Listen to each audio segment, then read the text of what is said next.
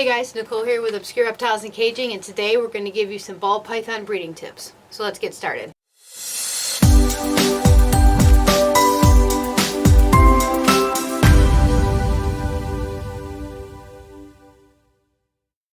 Hey guys, so today we're going to talk a little bit about ball pythons. It is the beginning of our breeding season. By the time we have this uploaded, we will be officially breeding here at Twisted Reptiles. We skipped last year.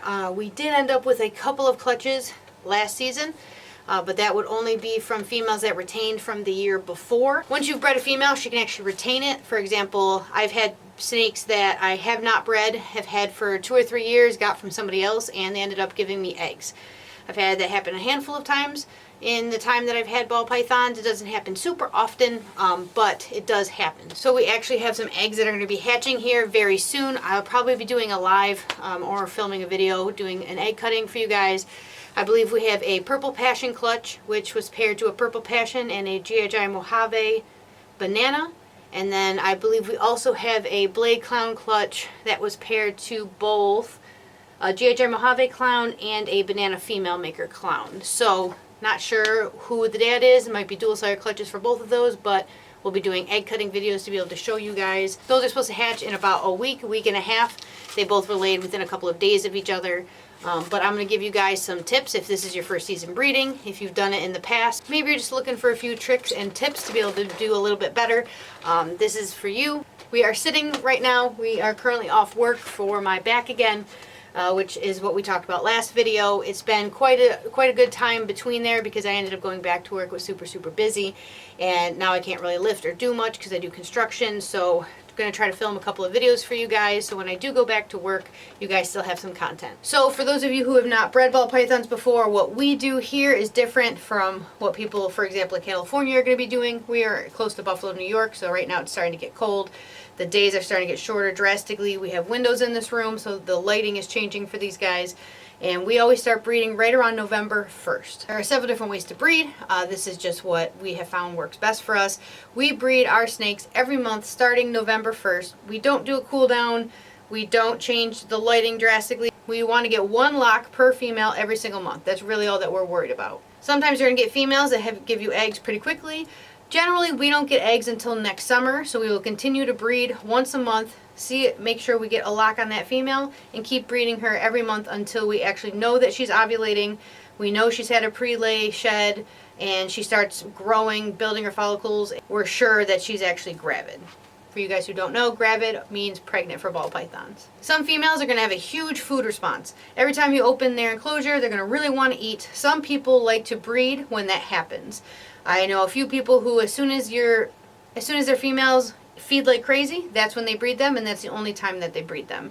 I like to do the once a month because I'm able to track it and I can kind of schedule it and plan what males are going to go with what females and kind of have a schedule. One of the best ways to know where your female is just to keep an eye on her building follicles and what she's doing. We have videos that talk all about this in real great detail, but you want to watch for the glow. You want to watch for if she's looking larger in the back end. If you see anything like, for example, she's on her cold side all the time, she sheds and then goes to her hot side. Or she's been sitting on her hot side, she sheds and she's sitting in a perfect coil. Make sure you're watching for those types of things. She goes off feed or she does anything drastically different. We have a nice chart that allows us to keep track of everybody, but you want to make sure, depending on how many animals you have, you really know what's going on with those females, especially during breeding season. If you have a picky male, there's a couple different things that you can try. If you're trying to use a very tiny young male with a very large female, sometimes they can be intimidated, especially if they've never bred before. You might want to try to find a male that's a little bit larger for that female, or wait 1 more season so he gets a little bit of size on him. If that male is producing sperm plugs and you are sure that he is able to breed, or you've seen him lock with other females, there's a couple things you can do to kind of trick snakes into breeding. If you check the weather and there's any kind of big storm coming, if there's a lot of different pressure difference, like let's say a storm's rolling in, or even better, there's going to be like some thunder that night, make sure you breed, because for whatever reason they can feel the changes in the pressure of that storm coming. For whatever reason, the changes in pressure really get them to start breeding. It works for most reptiles. If you have a male that is not breeding a certain female, you can take the shed from another breeder male and put it in with the two that are trying to breed. So let's say you've got an albino male that just won't breed. Go ahead and grab any other male's shed, put it in there with the female and with that albino male, and he will smell the male, and it'll normally coax him into breeding because there's a little bit of competition, so that can tend to help as well. I've even done things where a lot of people keep females in one rack, males in another, and people always take the male and put it into the female enclosure to be able to breed. I like keeping a couple of males in that female rack, not in the same enclosure permanently. We just like to use some males in the tubs next to the females, and they can smell the other males and females around them, and it tends to make them breed a little bit better. So with our pickier males, or ones that are a little bit more stubborn, that's what we like to do. Keep them mixed in near females at all times. Keep in mind, especially with breeding males, you want to make sure that they are continuously eating. Once they go off feed, they're going to stop breeding for you. So you want to make sure you're giving them time off, you're giving them time to rest. You want to make sure after you've seen them lock or you've paired them with a female, you give them a couple of days off, you give them a meal, give them a few more days to digest, and then go ahead and put them with the next female. Do not overbreed your males. If they stop eating, you have to stop breeding. Do your best to not overcheck these animals when you're breeding them, especially depending on the type of enclosure that you use. Let's say you have them in a PVC enclosure like this and you're easily able to just give a little peek, see what's going on, that's no big deal. But if you have them in tubs, you have them in something where they're under a hide where you can't see them, instead of digging through, trying to check on them all the time, just leave them alone. If they lock or if they don't lock, it's not a huge deal. If you miss that lock, you don't want to check more than twice a day. So I would say throw them together. That evening check, you don't see a lock, check the next morning, you don't see a lock, that's it. Just check them maybe twice a day. Don't over check, don't bother them. If you see them locked up, which their tails will be twisted, don't bother them, don't mess with them. Sometimes it'll take a few hours, sometimes they'll be locked for a few days, but just don't mess with them when they're breeding, and don't over check them because you're excited to look for that lock. A lot of people keep a lot more females than they keep males because you can breed one male to multiple female. That's completely okay. You just have to make sure that you're not overusing that male. If a male gets tired out and he is not eating, you're going to have to stop breeding him, and all those females are no longer going to have someone to pair with. So don't overuse your males. Make sure that they're continuously eating. Even with your females, they might go off feed while breeding. If at all they start drastically losing weight or their size is changing at all, especially drastically, keep an eye on that type of stuff. Then you're going to want to stop breeding for that season for that female. We like to keep a weight right around once a month, once every 2 months for our females, especially in breeding season, because if they're not eating but gaining weight or staying, normally that means that their follicles are growing and they're still doing good.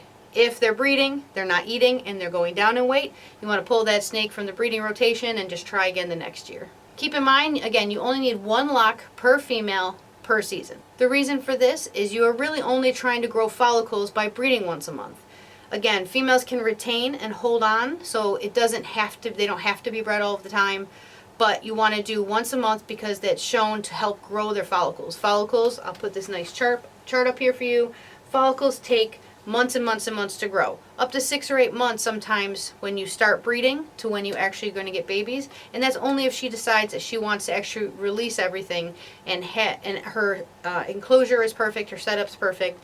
So make sure that you are breeding and getting once a month. There's no reason to try to get 2, 3, 4 locks in a month for a female. You really just need that one because it does take quite a while to actually breed your ball python. Make sure your snakes are in good body condition before you actually start breeding. You can have a female that's a little bit on the larger side, but you don't want a male that's a little bit on the smaller side to then start breeding, go through the whole season. And you definitely don't want a female that's underweight and then you're going to start breeding. The issue with that is it takes a ton out of a healthy snake to have eggs. And you breed an unhealthy snake, an underweight snake, and unfortunately it can make it very hard for that snake to, one, have the eggs and pass them if they don't have enough muscle, enough reserves in their body to get them through from the time that they actually ovulate till they have those eggs. You might get them egg bound. They might actually have the eggs, but then they don't have enough strength to actually eat afterwards, and then you're going to lose that mom. So there's a lot of things that can come up. Some people actually let their snakes self-incubate. The mom sits around them for the 66 days that it takes for the babies to hatch. The problem again with that is now that female had to have been in perfect body condition before going through that, because that's months of no food after the struggle of having those babies. And one of the most important things, especially if you're taking the eggs away, you want that female to get back on food within the next few days so she's healthy and you can have her around, keep her, and have her continuously eating at a good rate. like you're supposed to. So for ball pythons, for those who don't know, every 5 to 12 days you want them to eat, depending on how old they are and their size and their body condition. Alright guys, in the next video we are going to either be showing you guys some babies that we have hatching, or we're going to show you some of the pairings that we have. But thank you guys so much for watching. I appreciate all of you. If you have any questions, you can put them in the comments below. If you haven't already, please subscribe. We do new videos every couple of Wednesdays. So I'll see you guys in the next one.